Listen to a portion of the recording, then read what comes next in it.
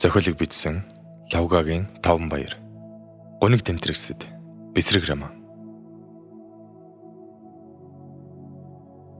Эхлэхээс өмнө таазан ялааны баасанд халтарсан цонгохгүй битүү бөгөөд уужим зайтай өрөөний цагаан бэлтэн ханны наан хугарч унах төгсөн мухар модон сандал дээр байрлуулсан гар утасны дэлгэцнээ аяазаа химэх цахим хаягнаас шууд бичлэг хийх ажээ.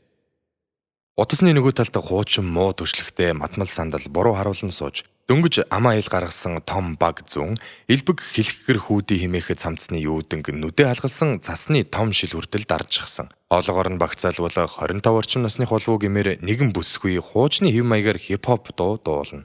Чанга хөгжим их шиглэж бүсгүйн дуулах нь үргэлжилж түүний шууд бичлэгний доорх сонсогчдын хандалт сэтгэгдлүүд тасралтгүй нэмэгцээр. Дөнгөж 13 та хөршийн охин зармаг авахаар бөөн баяр толгойд өгсөн. 40 минутын өмнө тэр болон тойрсон. 4 цагийн дараа цогцсон олдсон. Хэрэгтэн нь одоо шоронгийн өмхийн мухарт хийснийхээ төлөөсийг төлж хөвтэ нэг шуумарт инглигэд охин босоод ирэх юм уу? Эсвэл новшиг буудлаа гэд дэрсэрх юм уу? Анд нөхдийнхөө ажил явдлаас залхаж байна. Амар тайван амьдралыг өглөөс ирээд хайн.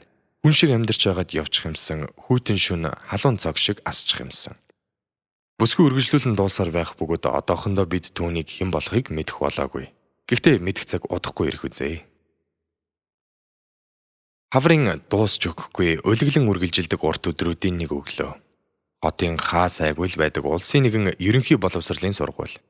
Завсралгаа олоогүй бололтой. Сургуулийн иргэн тойрон нам гүм. Гэтэл сургуулийн модон хаалгыг хинэгнэн өшгөсөн нь илт. Бараг нугасаараа салах шахан саван онгооход цаанаас сурагчийн дөрөвд хувцсаа хааш яаш өмссөн өсвөр насны өндөр нуруулаг туранхай хүү Ганжа довжооны хідэн шатыг алгасан үсрэн бууж ирээд хар гүүхээр булан тойрон алга болов. Ганжа гүүх зураа халааснасаа гар утсаа гарган яаран хідэн тоо цуглуулан залгахтал удалгүй цаанаас нэгэн охины мөн л яарч бачимдсан хоолой. Чи яач вэ? Хэмээн чарлалаа. Ганжа Очиж гараад ир. Гүү утсаа тас атхан хөмхий зуусаар цааш гүйн одлоо. Ганжа хар гүүхэрээ өөр нэгэн сургуулийн үүдрүүд өгөх үед өдөөс нь үйдэнгийнх нь өндөр гоолог охин үжин өөрийн найз Сондрын хамт ухтан гарч ирэв. Ганжа хар холоосоо Хаана вэ? хэмээн барихрахад үжин гар сунгон холгүйхэн байшингийн болон руу зааж тэнд гэвэл хөөхтийн урд нь гарангүй лээ. Ганжааг алдчихгүй гэсэн шиг мөн л хөл мэдэн гүүх үжин найз охиноо Сандраа хурдлаарай. хэмээн яаруулжээ. Хүн холхиод байдаггүй машин замаас хол хуучны 5 давхар байшингийн зэлүүд нэгэн болонд ахлах ангийн хэсэг хүүгүүд тамхи татан зогсоцгоно. Тэдний дунд хичнээн сурагчийн дөрөв товцтойч угалсан пүүз, нөмөрсөн хүрм, өмссөн малгай, үүрсэн цүнх, зүүсэн чихвчээрээ найз нараасаа илт ялгарах ганган дэгжин, бас ч гэж царайлаг. Нуруулаг хүү янжуур шившин утаагаар нь наадан зогсох нь тэмүүлэн юмсанч. Өвгүүдийн нэг болох ирэхэс Худлаа бантаад байлгүй хэлээ. Гоё эс юм уу ямар эс юм? тэмүүлэн тамхиа гүнзгийг чинь уушиглаад Андд нь бол гоё л ш. Гэхдээ анхч бас яахаа мэдгүй сандардгал юм билээ. Одоо бид хоёр байнга тэгдэг болоод 2 сар. Гэтэл түүнийг үгийг үзэхийн завдалгүй шанаанд нэгэн зангидсан нудраг хүчтэй саван орж ирсэн нь Ганжаагийнх. Тэмүүлэн цааш тэрий хадаа унахад Ганжаа түүнийг нөөрнөдгүй нүдэж гарахад саяхан л бие биенээсээ ам мөрсөн шуугаж асан найзууд нь айсандаа бүгд хан руу шахан налаад хөдөлж дуугарч чадахгүй таг хөшөцгөөжээ. Энэ үед үжин Сондар хоёр хурд мэдэн гүйсээр тэдэн дээр хурж ирлээ. Үжин юу ч хэлэлгүй зодолж буй тэмүүлэн хорсолтойгоор ширтэн зогсож харин айсан Сондар байдгаараа бүлтэлзэн. Үе үжээ. Одоо болиулаач. Хэмээн захирцсан хоолоогоор шивнэлээ. Үжин найз руугаа ууртай гихчин ширв татснаа. Ганжа, одоо болно. Хэмээн захирахад цаадхан тушаал авсан мэд шууд л далаасан гараа буулгаж тэмүүлэн орхин өндийхэд нөгөө хөвгүүд түүний харцаар ханаран ухарцгаажээ. Ганжа хөвгүүдийг муухай гихчин ээлжлэн соргин ширтснэ. Өгийн гөлгнүүд ганц төрөвчийн хар зогсоороо зодуулчих байгаа юм уу? Босгооч энийг. Гэхэд нөгөөдөл сая нэг сэхэ орон тэмүүлэнг арай гэж өндийлгэн ам хамарныхан цуснужийг арчиж хувцсныхан шороо тоосыг ив хавгүйхэн гөвмөр айдав. Одоо тэмүүлэн саяхан л бүгдийн дунд чанга дуугаар ярин ихэмсэг бардам гихчин зогсож байсан нөгөө ганган дэгжин хүү гэж танихад бэрх. Ганжаа нэг хүүгийн хүрмний халааснаас зөхөөсөн хайрцагтай тамхиг олж харснаа. өөрийн юм шиг авснаа нэгийг нь амандаа зун, үлснийг нь үжингийн гар татгуулаад Тэмүүлэнгийн дагнаас базан өөртөө ойртуулж Үжин чамаас олж миний нүдэнд дахиад уйлчихсан харагдах юм бол шилбийг чи хууган шиглэнэ. Ойлгосноо? хэлээ. Хөөрхий Тэмүүлэн юу ч хэлж чадахгүй дуугуул газар ширтэн толгойд өгөхөд Ганжаа үжин рүү иргэн Явъя. гээд өөрөө төрүүлээ цааш алхав. Үжин Сандра явахгүй мүү? сандар нь дүгдчихжээ. Найз нь сонгонтэй. Гэвэл үжин Би шууд харьлаа. Багшид намайг юм нэрээд би нүдэд явчихсан гэж хэлжээрээ за. гэчгээд Ганжаагийн араас гүүхэд Тэмүүлэн араас нь нэг дуудах гэсэн ч чадсангүй хоцорчээ. Харин Ганжаа үжин хоёрыг булан тойроо далд орсны дараа сонор халааснасаа цэвэрхэн алчуур гарган барьсаар Тэмүүлэнгийн хамарнаас одоо хэрн урссаар байгаа цусыг нь тогтоохоор оролдон үлдлээ. Багуудын хэрд их хотын саарал гудамжны хаанч тааралдаж болох. Байдгал нэг цайны газраас зөөгчийн хормогч зүүж үсээ хам хум дээш нь шулуун боосон 40 иргэм насны ядрангуй царайтай бүсгүй гүн гарч ирээд ийш тийш харсан ч хайсан хүнээ олж харсангүй. Тэрээр арга барагдсан янзтай буцаад орлоо. Мөнөх бүсгүй орж ирэнгүүтээ хамгийн захын аяг тавг халбах сэрээ хөглөрсөн ширээний сандал дээр лагхийн суугаад толгоогоо базлан таг дуугүй болоход галтогооны бяцхан цонхоор өөр нэг эмэгтэй толгой цохооч. Солонгойгч та зүгээр үү? Юу болсон бэ? Солонгоо үсээ базалсан хിവэр Дахиад хоолныхоо тооцоо гэлгүй гараа авчлаа. нөгөө эмэгтэй ч мөн сандарч цонхоор цээжин биеэрээ бүр ил гарч ирэн Юу вэ? Наад ширээч нү?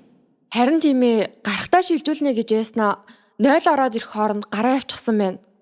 цаанаас цохох тогооч эмэгтэй шогшрон гясалж. Оо, ямар хүний үнэргүй зэвүү новш вэ? Та надад загчихгүй? Би цаана юм хийж байгаад анзаарсангүй л дээ. Хэмээн халаглвал Солонгоо. Энэ сард 3 дахь ангиллээ. Төрөөсөө төлж чадах нь уу? Солонгоо цөхрөнгөө барсан янзтай баахан аяг тавг хөглөрсөн ширээр өгүүлэр суудал гинэт утсан дугарлаа. Байна уу? Тийм ээ, Солонгой байна. Ганжааргал гэж манай үжингийн үеэл л дээ. Тэмүүлэнгүү. Ойлголоо. Би арай өөртөө нэг хэлж ярьчгаад маргааш өглөө тантай очиж уулзъя. Уучлаарай багшаа. Утас тасархад бяцхан цайны газар нам гүн болж Солонго энэ удаа хоёр алгаараа нүрээ даран доош тонгоогоод дал мөчрөн чичигнүүлэн уйлж гарав. Тогооч бүсгүй цаанаас дахин зохиож юу болоод байгааг ойлгож ядан дэмэл самгардан зогсгожээ. Өмнөх нийгмийн үед баригдсан угсармал 5 давхар байрны галын өрөөний ширээн дээрх утас тасралтгүй жингэнэн дуугарх бөгөөд хэсэг хугацааны дараа Нямба гихчин самансан өтгөн хар хүстэй ялэмгүй махалж яваач жавхалцсан гойлог урдын төрхөө хараахан алдаагүй яваад 40 орчим насны зангиага зүүсээр гарч ирсэн нь хуйгт. Тэрээр зангиатайгаа ноцолцоор утас руугаа өнгийн дугаарыг нь сайтар гихчин нягтлан харснаа яарамгүй авч чангарагчдэр нь тавихад цаанаас нь яарч сандарсан эмэгтэй хүний хоолой цангинлаа. Цайхан амарснаа та хаана явна? Нөгөө материалаа нийлүүлэх компани уцтаад бөө юм болж байна. Гол нь манайх тэдний урьдчилгааг өгч амжаагүй байгаа. Хэмээн доржигнуулахад хуйгт илтэд төвөгшөн. Би яг наад асуудлаар чи яаван дээр явж байна. Цайны цагийн дараа очихноо. Чи гарын үсэг зурх хэвээр бүх материалуудаа цэгцэлж. Төрийн нарийн руу орох гэж байна. Дахиж дэзэлгаарай. Инхүү илчхэд хуйгт утсаа салган үүдэнд байх босоо том толны өмнө очиж гадуур хувцсан өмсөж зогсдол утас нь дахин жингэнхэн тэр. Тэрээр энэ удаа өмнөхөөсөө ч илүү цохолдон очиж утсаа харвал ихч хэмээн хадгалсан дугаараас залгаж байсан тул яаран авчээ. Игчин түнд таатай мэдээ дуулгаагүй нь тодорхой. Учир нь тэрээр дараагийн үгнүүдийг бүтэнч сонссонгүй. Ойлголоо. Орой бүгд манад уулзъя. Тасаллаа. Хуйгт уцаа салган бойдн руу шидчгээд өөрөө хажууд нь лагхийн суугаад уртаар санаа алдлаа. Бойдингийн эсрэг талын ханыг бараг талыг нь эзлэх. Зузаан даргар цаасан дээр хэвлсэн том зурган дээрээс Солонго, хуйгт, заяа, ган жаргал, үжин нар аз жаргалтай гихчин инээмсэглэн түүнрүү ширтцгэх ажээ. Цагийн зөө дөнгөж баг уу дөнгөрч бүг зааж байхаагаад орой болох яагачгүй. Хотын нэгэн эмнэлгийн доод давхрын ямар ч цонхгүй битүү уужимхан өрөөнд шарил хадгалах тасаг нь байрлана. Энд үжингийн ихч 22 орчим насны бүсгүй болох асрагч заяа, ахлах хэмж равдан нар ажилдаг. Харин Заяагийн нөгөө ээлжийн асрагч нь Сараг их 30 дөнгөж хүрч байгаа. Яагачгүй эрт 4 хүүхэд гаргажчихсан. Номоо нэгэн бүсгүй бий.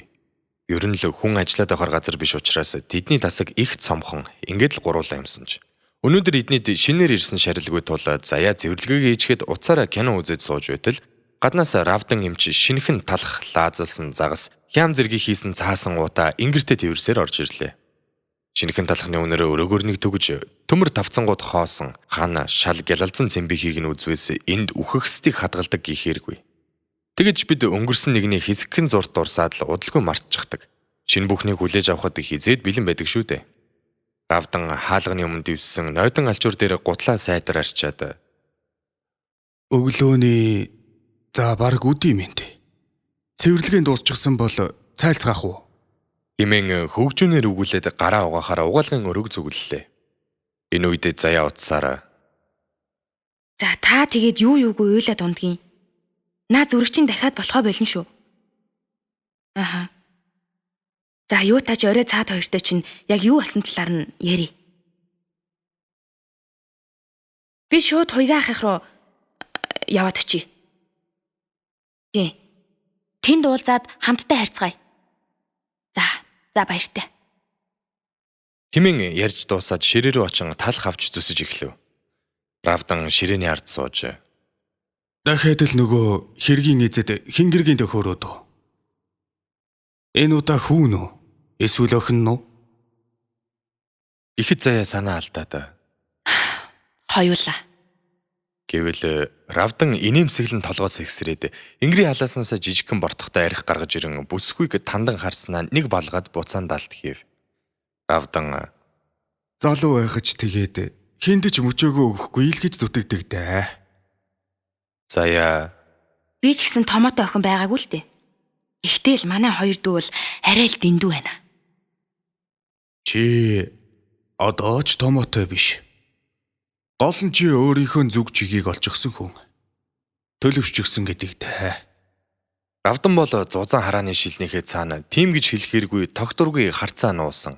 Санчгаараа хэдийн бууралтад эхэлсэн пинтүү халимагтай 45 орчим насны хэрв түүнтэй цагаан халааттай явхад таарахгүй бол имж гэж хэлэхэргүй бахимэр. Тэрээр үргэлжлүүлэн Амьдрал тэгээд их хорчоонтой шүү дээ.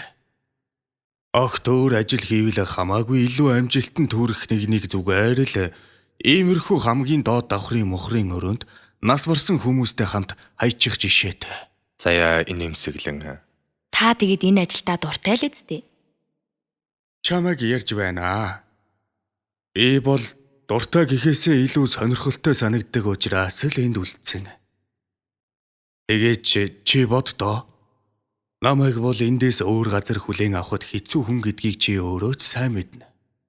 Надад бол та огт хонж хэцүү хүн биш ээ. Зүгээр л та амьдралыг өөрөөр хардаг хүн. гэвэл Равдан зөвшөөрөн толгойд охиж Тийм. Яг үүгээрээ бол чи бид хоёр их төстэй. гэхийн үед хаалга тогшиж тэдний яриаг таслалаа. Хаалганы цаана түргэн тусламжийн эмч залуу үзэгдэж тэдэнд толгой дохиод өдрийн мэндэ сайхан цайлгаж байна уу?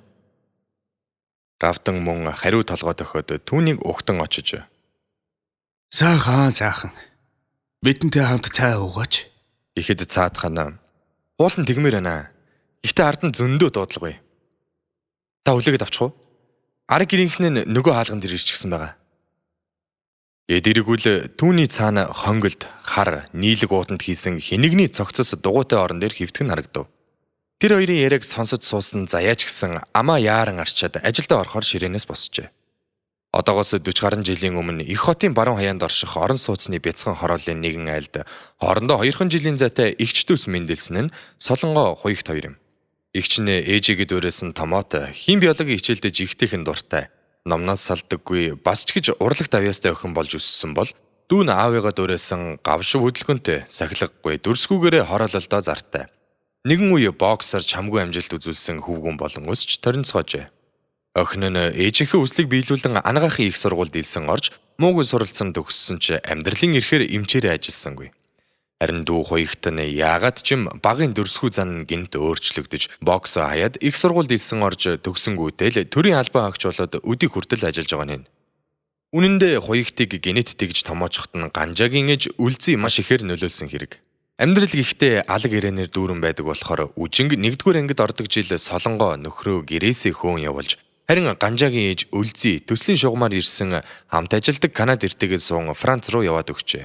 Солонгоо том охиноо сургууль төгсөөд удаагүй байхдаа төрүүлсэн бол үжин ганжаа хоёр ердөө хоорондоо 3 сарын зайтай хотын баруун хаяанд орших орон сууцны бяцхан хорооллын нөгөө байшинд дуугаа авалдсан мэндэлсэн билээ. Цахилгаан зуухан дээрх дангаханд үйсэн сүйтэй цай дэврийн оргиход цаад өрөөнөөс заяа гүн ирж хажуу тийш нь авч тавив. Зочны өрөөний буудан дээр байдгаараа хүрлээсэн хуягт сууж цонхны наана ганжаа үжин хоёр гимссэн янз үзүүлэн толгоогуудаа зогсон. Тагтан дээр тамхи татангаа байж ядан холхиж байсан солонгоо чангаар Та хоёрыг одоо яах ёстой вэ? Нэг нь шоронгийн хадаас, нөгөөх нь хин мэддэхгүй хар юмнаас хүүхдтэй болцоход гизээч ирээд ирснийхээ дараа л наад махан толгоонуудаараа л юм боддог болох уу? хэмээн үйлсээр орж ирлээ. Энэ зур шинхэн цайнаас аяглан хуягтад 2 гардан барьсан заяа. Ээж одоо юу амир үгэлдгийг. Би ч бараг тань шиг ийм үгнүүд бодож олж чадахгүй юм бэ. Ихэд солонго бүрч ширүүлжээ. Энэ тогсон огтхон жалах заяагаа. Ер нь бол энэ хоёрын багш. Ийм болгон сургуун өмөжилсэн хүн нь чи шүү. Үүнийг сонсон заяагийн нүд нь хилэнтэйгэр гэлалзаж. Та эхлээд учрыг нь олцоод хашгичаач. Тэр нэг тэмүүлэн гэж далдайсан юм л өөр охинтой алцханаад илдэв юм бичлцээд байсан юм билээ шүү. Нөгөө алцгансан юм нь бүр хүүхнийхээ зураг мурагч явуулсан баг шиг. Гэхэд солонго бүрч бачимдан заяагийн өөдөөс тулж очин. Тэглээгээ хүний хөвгт заддаг нь зөв юм уу? Та гэхэд их сургуульд ороод удаагүй байхдаа яалаа? Бүр цагдаагийн сургуулийн 2 сонсогч охин зодоод бөөн торгуул төлбөр болсон мэт. Ашгүй харин шоронд явчлгүй сургуулаасаа хөөгдөж байж нэг юм салсан. Тэгээд одоо үхсэн хүн угаагаа зогсож байна. Заяа зэвүүцэж, жуумалзаж, хигжүүн гих чинь. Би цаанаасаа л заавал эмч болох ш. Зүгээр л өгсөн хүний зогцос угаагаа зогсож байх тавилантай ч юм билүү. Энэ хүртэл бие арай ядан барьж байсан солонгоо одоо ёстой л тесрэн гих чинь болж. Дуугүй, чимээгүй, чим үү? Ээжтэйгээ ингэж ярьдаг хин бэ? Хэмээн хамаг байдгаараа чарлжээ. Гэтэл учиргүй л гимссэн төрхтөө шал ширтэн зогсож асан үжин тисэлгүй инээд алтчих. Төрөөнөөс хойш тэдний хэрүүл маргааныг байдгаараа хүрлийн чимээгүй сонсож суусан хуягт саяныгийн мамаа нээж. Игчээ. Одоо болно. Тайвшир.